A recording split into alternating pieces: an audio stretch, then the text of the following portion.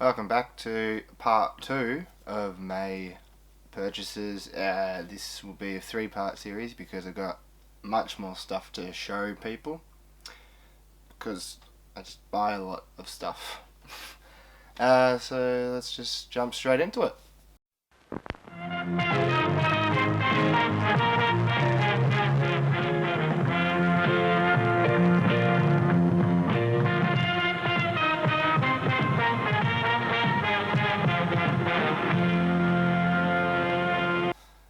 Alright, first up, let's just do the Blu-rays because there's just 2 of them that I have. The first one I got at the JB sale, the 20% off that just happened last week, the mid-May one. I've seen images of this going around, but I thought I'd just pick it up. It's classic remastered, The Servant. I don't know anything about it, to be honest. I just grabbed it because I just remember there's that photo there. I don't know if you can tell. I've seen that image constantly. I always see that image, so I'm like, yeah, alright, sick. I know of the film, let's get the film. That's my train of thought. Next up, I got this at Salvo's. The first one I went to, took my partner there. She grabbed some stuff and I grabbed a couple of things. This almost dropped. I can't pronounce it for the life of me. Power-Quatasi. I don't know. That's what I'm going to go with. Nice little purchase there. I just have to get the other one. Whatever the other one's called, cannot remember it for the life of me. Little documentary on life in transformation. Been wanting to see these, this and the other one, for a while now. So, yeah, I've got one of them. That's awesome. I just have to wait to find the other one. Next up, we'll do the DVDs. The Divas, these. Let's just do. I don't know. Let's just go bit by bit. So this next one I got for $1. Is in like the little dollar pile that they had. I'll probably just like get rid of it at some point. Or I'll probably just watch it and go, oh yeah, that was cool, and that's about it. The Nun, Conjuring universe. I've only seen the first 2 Conjuring films.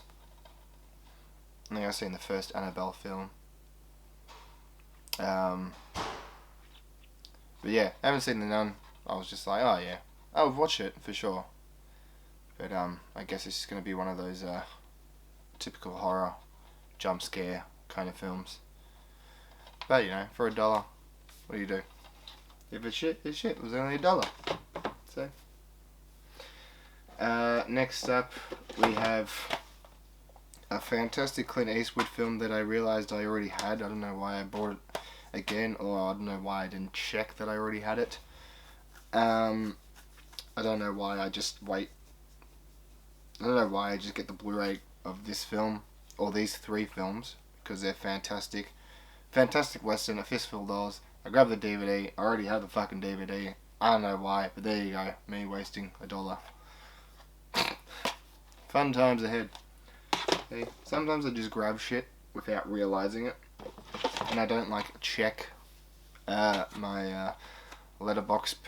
What I have, my the list I've made for films I own, but I have not been updating that properly.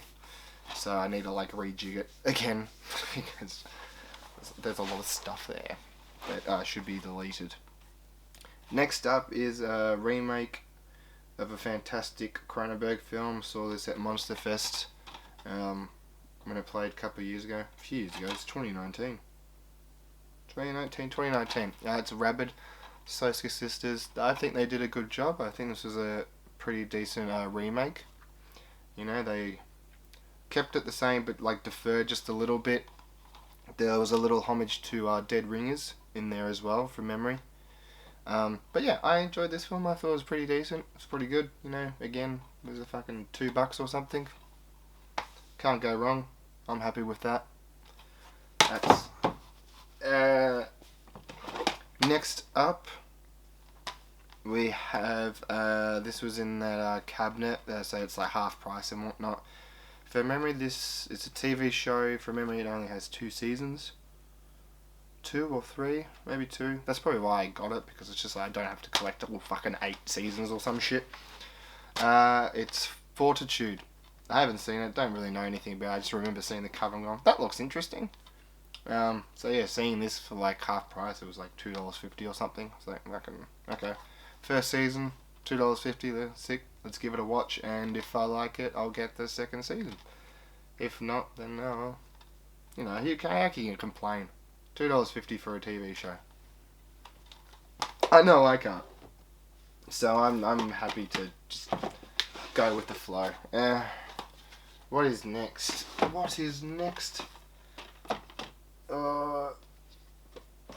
This bad. That's the other film that I think. Where is it? Where are you? There you are. Right. These next 2 films I got in JB again. They were at the sale prices. They were $5 each, and then like with the 20% off, it's like $3.80 or some shit. The first film is Another Round. Brilliant film, fantastic film about the good effects of alcohol, because there's always bad effects about alcohol, but like alcohol does some good shit for us too. Great film. I saw this in cinema with Simon, one of my good mates. Had a ball, loved it. Good fun. Well worth the watch. Next up, this is probably just to like, no, I guess $5. I was interested from the trailer when it played at Cannes like 3 years ago. Annette. I don't know. This is probably just to fill in my fucking high art ego, really, to be honest. It does look interesting and cool. Even the cover, I like that cover. I think that's pretty awesome. So I am interested to see what it does and what it looks like and what have you. But yeah, they can, $5 for 20% off. Again, I'm just a cheapie. What can you say? Next up, we go to these ones. These ones I got. All these next ones I got at Savers. I got at Savers a few days ago. Last week. Yeah, this is my Savers haul. This one I picked up. It's just one of those things I just grabbed for the sake of grabbing. It's like, it's not that I'm like really interested to see it, but like there's gonna be a point where I'm like, you know what, I'm just gonna watch this and see what it's like. This is our Volunteers with a very young Tom Hanks, John Candy, and Rita Wilson. I think Tom married Rita Wilson, didn't he? I can't remember. But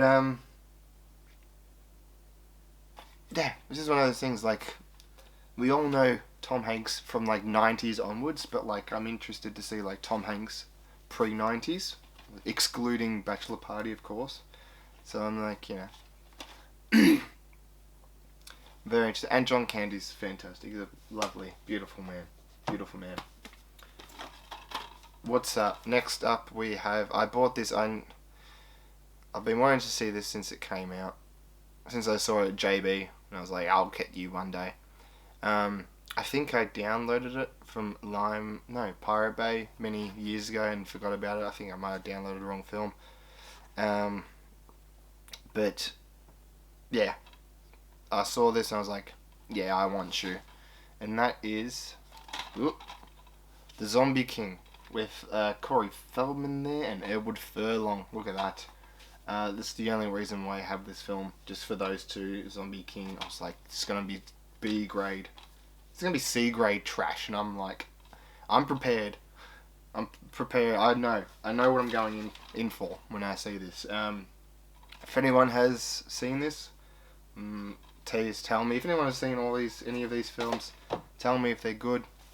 Tell me if you like them. Any points give me. Points, I don't know. But yes, let's get the conversation going. Next up, I have... These are... You know what? I'm going to do... Yeah, because the next few are fucking... I got 5 war films. It's always the war films that get me. Next up, we'll do Mummy Dearest here. Faye Dunaway is Joan Crawford. A star, a legend, and a mother. The Illusion of Perfection. I've been wanting to see this for a while. Directed by wonderful Frank Perry. It's just one of those films that's been on my radar, but I haven't been actively looking for it. But, you know, seeing it, I'm like, sick. Get the DVD. Done, son. Looks like a good old classic. Trashy release. And I'm all for that. I love it. Next up, we have a Hitchcock film with Henry Fonda, The Wrong Man. Right there. The first Hitchcock film based on a true story. It says this uses people from the real life crime. Who's the right man for fear? Yeah, he made New York City a star of the film and cast real life Bale Stereo case witnesses in small roles. He shot in many actual locations, among them the Stork Club, Manny's jail cell, and Rose's sanitarium. So that was like, even just reading that bit, it's just a bit of a spoiler, because Rose, so Henry Ford plays musician Manny, a man full of visible unspoken rage at his wrongful arrest. Vera Miles is his distraught wife, Rose, driven to madness by the ordeal. So, there you go. By that, we know she ends up in a sanitarium at the end. But, yes. More Hitchcock for the collection. For the watch list. I've seen a fair bunch of that man's stuff. A lot of stuff from that man. What's next? War films. All the war films. First up, we have George Peppard and Ursula Andress, The Blue Max. Blue Max is a raging wartime thriller featuring spectacular aerial combat sequences. It is a story of Bruno Satchel, a cold, ambitious German combat pilot in World War I. So you don't get many World War I films. And what I do enjoy, for the most part anyway, is when Americans do war films about the Germans or the German side. You know, there's always just Americans doing American stories, but like Americans doing German stories is always interesting. I do like other countries doing stories on the German side, because there's a lot of fucking stories there to be told. Either side too, but you know. Next, war film. Semi-war film, somewhat. Soldier of Fortune. Hollywood Gold series. There you go. Clark Gable, here we go. In search of her missing photographer husband, Jane Hoyt, played by Susan Howard. She arrives in Hong Kong and learns at the US consulate that her mission is futile, that neither the United States nor the British government can help her. She turns in despair to Hank Lee, played by Clark Gable, an American soldier of fortune who runs a profitable smuggling business on each side of the bamboo curtain. This is a fun bit. This is where it gets interesting. Hank is attracted to Jane's sultry red-haired beauty and develops a personal interest in the lady. But when she repulses his advances, he realizes that the only way to win her over is to rescue her husband. I actually love these kind of stories, where it's just like the guy helping the woman falls in love with the woman, and the woman's just like, I can't fall in love with you, I'm trying to find my husband. It's like the husband is just secondary to the story. It's just about these two finding love in a conquest to find the missing husband. It's, you know, I mean, I'm interested to see the ending of this. If they find the husband, it's just like, you're safe. By the way, I've been fucking this guy. He's fantastic. Oh my god. Yeah, we're having a divorce. But I'm glad you're safe. Can't wait. Next up, we have Robert Taylor, Richard Todd, Edmund O'Brien. I feel like I've watched this, but I can't remember. D-Day, the 6th of June. I feel like I've watched this, as I said, but I can't really remember at all. Typical D-Day film, I guess. Probably just the events leading up to and during. But it's mental. Every time I read about it, it's just crazy. 3 million men, 11,000 planes and 4,000 ships will come together to invade Normandy and determine the world's future. I mean, it fucking worked, didn't it? So what was it, a year later? Less than a year later? Who won? The Allies won. It's crazy. Like, that, just those numbers. It's those numbers. Intense. But, yes, more war. More war. Love the war. Fantastic. Second last DVD. We have Sink the Bismarck. Escape the Everyday. Buy a Fox DVD. What a sticker. I love that. The story of World War II's most famous sea battles is brought to the screen in this exciting semi-documentary style movie. Spring of 41, Nazi Germany's greatest battleship, the Bismarck, scourge of Atlantic shipping, is pinned down at her anchorage in Norway, making a break for freedom and the safety of air cover from the Luftwaffe? The fucking aerial people. The great ship is chased by the British Navy. Yeah. Sink the Bismarck. Fantastic. Last war film. Last DVD for you. And a director that I love. Probably one of my favourite directors, to be honest. A war film from 2006 when he went back to his home. 2006? 2007. When he went back to his home country in... back in... who speaks Dutch? Holland? Where's he from? Anyway, Paul Verhoeven, The Black Book. Been wanting to do this for fucking ages. It's one of the films that's like been on my watch list. I've seen so many of his other stuff that this was one that was just kind of eluding me a little, as you say. So Holland? Is he German? It was Austria? One of the three. Can't remember. Fucking, it escapes me. But Paul. Love his work. One of my favourite directors. I am very excited to watch this. I can't wait to watch this, to be honest. Don't really know anything about it, to be honest, either. Ooh, to fight the enemy, she must become one of them. Intense. Right. That's done. Next up, we're going back in time now. If you can hear that, you know what it is. It is VHS. Yeah, since getting VHS player, I haven't been crazy. I've still got the VHS. I've still got this one that I showed you in a previous video that I would like to watch. But these two, I saw the savers and I was like, fuck yes, let's do it. They sell through tapes at the moment, but I couldn't give a shit, to be honest. They are Grim Tales, narrated by Rick Mayall. And I'm like, fuck yes. I love the Grim Tales. I want to see what these are like.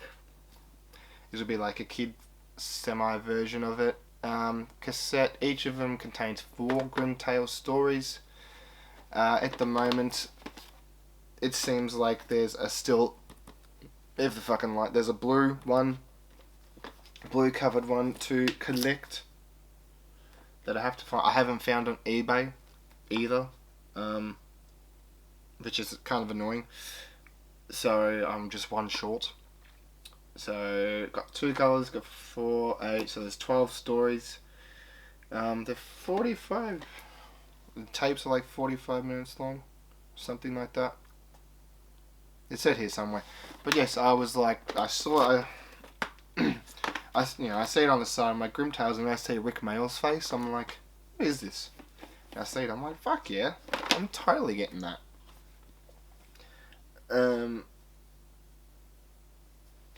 Very excited. Very excited to jump onto these at some point when I set up my player, VHS player. But yes, very happy. Very happy and also annoyed that I only have 2 and not the 3rd one. So I'm just like, fuck yeah. But I'm glad that I have 2. I didn't like just grab 1 and go, I'll find the next 2 at some point. Got 2. So 2 out of 3 ain't bad. Thanks, Meatloaf. Okay. So lastly, we are, mate, I've got, you know what, I'm doing a bit of everything here, to be honest, everything. I'm just going to show these so it's less to show, my part 3. Vinyls, 2 vinyls. I still collect vinyls. I have a fair few. I don't get them as much now. Back in the day I used to get heaps, like a lot, but I have slowed down a fair bit. I get something every now and again, but not too crazy. So first up, I was at JB, and this was in like their like little clearance section. They have a little clearance section that they put tiles in every now and again at a lower price. These are normally like $65 each. It was down to 40, so I was like iffy about getting it, but I was like, fuck, it's whatever. None of those things. This is a part 2. It's Nick Cave and the Bad Seeds, B-sides and rarities part 2. I was like, it's part 2, so it's kind of annoying, but whatever.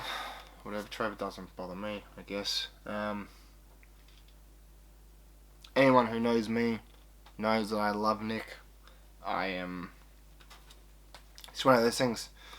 I think he's kind of one of those guys that you either love him or hate him, to be honest. So 2 LPs here. Just a plain black wax. Black wax there. Side A and side B. There's some. How dare it say disc 1? What does it say? Little information. No. Give it some fucking get out of it. Gleaming light, white on white. Side A, side B. Both black wax. Simple stuff.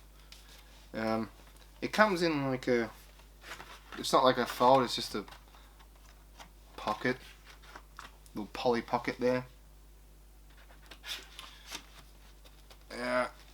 Shit. Get in, you bastard. That's that. That's one. And the third one. My next one, the second one, is. How did I stick it in? Okay. This, got it at Pop Culture. My Pop Culture website partner bought it for me. This was a pre-order, and it was meant to be released in like February, but it got like pushed back, and I practically got it like 2 weeks ago. So you can see how long that took. When I saw the film, it was a fucking masterpiece. It blew my mind. So I was like, when I saw the record coming out, I was like, yeah, I'll take that, please. Saw it at Monster Fest. This is Phil Tippett's Mad God record. Original motion picture soundtrack, composed by Dan Bull. Fantastic film, masterpiece. I recommend it to anyone. There's the back and the gatefold there. After the film, the whole bunch of us just jumped outside. They were having a smoke, and they're just like, what the fuck was that film about? What I gather from it, I think it's like you know, 7 levels of hell, like the Dante kind of thing. I think it was part of that. But this is the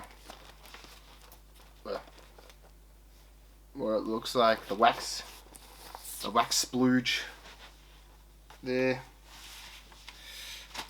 Look, get in there. Damn records, struggle. 2 LP, it's the same on the other one. Same.